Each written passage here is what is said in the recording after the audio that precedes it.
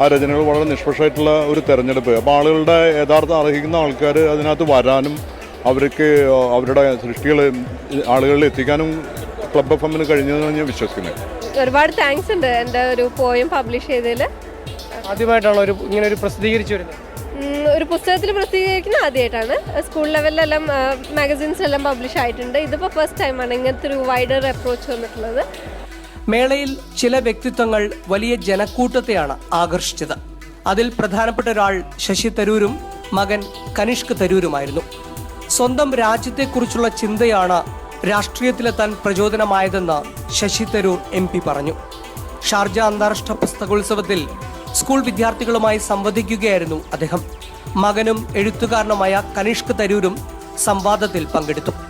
ഐക്യരാഷ്ട്രസഭയിൽ ദീർഘകാലം പ്രവർത്തിച്ചപ്പോൾ ലഭിച്ച അറിവും പരിശീലനവും എങ്ങനെ സ്വന്തം രാജ്യത്ത് നല്ല രീതിയിൽ വിനിയോഗിക്കാമെന്ന ചിന്തയുണ്ടായപ്പോൾ രാഷ്ട്രീയമായിരുന്നു എളുപ്പ വഴിയെന്നായിരുന്നു ശശി തരൂരിന്റെ കുട്ടികളുടെ ചോദ്യത്തോടുള്ള ഉത്തരം. എഴുതാൻ ആരംഭിച്ചാൽ ടിവിയും ഇന്റർനെറ്റും മൊബൈലും തുടങ്ങിയവ മാറ്റിവെക്കുകയാണ് ശീലം. നിരന്തരം എഴുതിക്കൊണ്ടിരിക്കുക എന്ന് കനിഷ്ക് പറഞ്ഞപ്പോൾ നിരന്തര വായനയും വേണമെന്ന് പിതാവ് ശശി തരൂർ ഓർമ്മിപ്പിച്ചു. ബ്രിട്ടീഷ് ഭരണം ഇന്ത്യയിലുണ്ടാക്കിയ നേട്ടം കൂടി പരാമർശിക്കുന്നതാണ് തന്റെ പുതിയ പുസ്തകമായ ആൻ ഇറ ഓഫ് ഡാർക്ക്നെസ് എന്ന് ശശി തരൂർ MP ആ വലിയ സദസ്സിൽ അറിയിച്ചു. ഒരു അച്ഛനായിട്ടും ഒരു എഴുത്തുകാരനായിട്ടും വലിയൊരു സന്തോഷത്തോടെയാണ് എൻ്റെ മകൻ്റെ ഒപ്പം എനിക്ക് പങ്കെടുക്കാൻ സാധിച്ചത്. മകൻ്റെ പുസ്തകം ഇന്നാണ് മലയാളം എഡിഷൻ്റെ പ്രകാശനം നടന്നത്. ഒരേ സമയത്ത് എൻ്റെ കഴിഞ്ഞ പുസ്തകം ഇന്ത്യ ശാസ്ത്രീയ മലയാളം പുസ്തകത്തിൻ്റെ പ്രകാശനം രണ്ടും ഒരുമിച്ചായിരുന്നു. അതും ഒരു ഭാഗ്യമായി കാണുന്നു.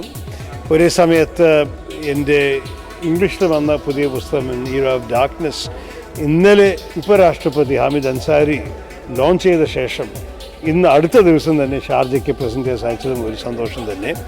35ാമത് ഷാർജ അന്താരാഷ്ട്ര പുസ്തകോത്സവത്തിൽ ആദ്യ ആഴ്ചയിൽ കണക്കെടുത്തപ്പോൾ എത്തിയവരുടെ എണ്ണം 13.5 ലക്ഷമാണ്. ഈ മാസം 2-നാണ് പുസ്തകോത്സവത്തിന് കൊടി കയറിയത്. മേളയുടെ സംഘാടകരായ Sharjah book authority chairman Ahmed bin Rakkad Al അംറിയാണ് ഇക്കാര്യം അറിയിച്ചത്. ഒരുപക്ഷെ കഴിഞ്ഞ വർഷം മേളയിലെത്തിയവരേക്കാൾ കൂടുതൽ ആളുകൾ ഇക്കുറി മേളയിലെത്തുമെന്ന് തന്നെയാണ് സംഘാടകരുടെ പ്രതീക്ഷ. ബോളിവുഡിൽ നിന്നും നടി ശില്പ ഷെട്ടി വായനക്കാർക്കിടയിലേക്ക് ഒരു ദിവസം സംവദിക്കാനെത്തി. വടക്കേന്ത്യക്കാരുടെ വലിയ സദസ്സാണ് ശില്പ ഷെട്ടിയെ കാണാനും കേൾക്കാനുമായി എക്സ്പോ സെന്ററിൽ തടിച്ചുകൂടിയത്. My mother has been my greatest inspiration and support and socialist നേതാവായിരുന്ന ജയപ്രകാശ് നാരായണൻ ജീവിതത്തിൽ വലിയ പ്രചോദനം സൃഷ്ടിച്ചിട്ടുണ്ടെന്ന് നടൻ ശത്രുഘ്നൻ സിൻഹ MP പറഞ്ഞു. ഷാർജ അന്താരാഷ്ട്ര പുസ്തകോത്സവത്തിൽ എനിത്തിങ് ബട്ട് ഖാമോഷ് എന്ന ആത്മകഥയെക്കുറിച്ച് ഇന്റലക്ച്വൽ ഹാളിൽ വായനക്കാരുമായി സംവദിക്കുകയായിരുന്നു ശത്രുഘ്നൻ സിൻഹ. അദ്ദേഹം വിദ്യാർത്ഥികളുമായി സംവദിക്കാനും സമയം കണ്ടെത്തി.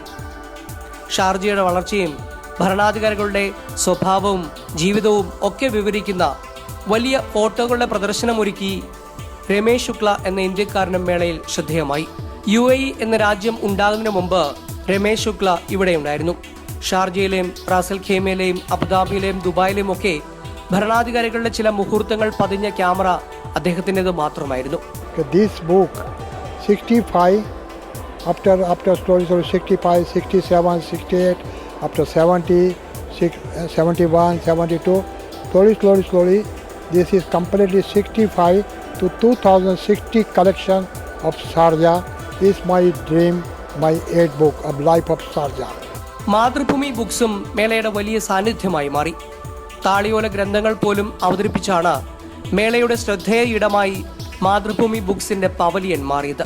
ക്ലബ് FM സായാഹ്ന പരിപാടിയായ റെഡി സ്റ്റഡി പോയിൽ മേളയിലെത്തിയ നിരവധി എഴുത്തുകാരെയും വായനക്കാരെയും അതിഥികളായി പങ്കെടുപ്പിച്ച് മേളയിൽ വലിയ ചലനമുണ്ടാക്കാനും മാതൃഭൂമിക്ക് കഴിഞ്ഞു.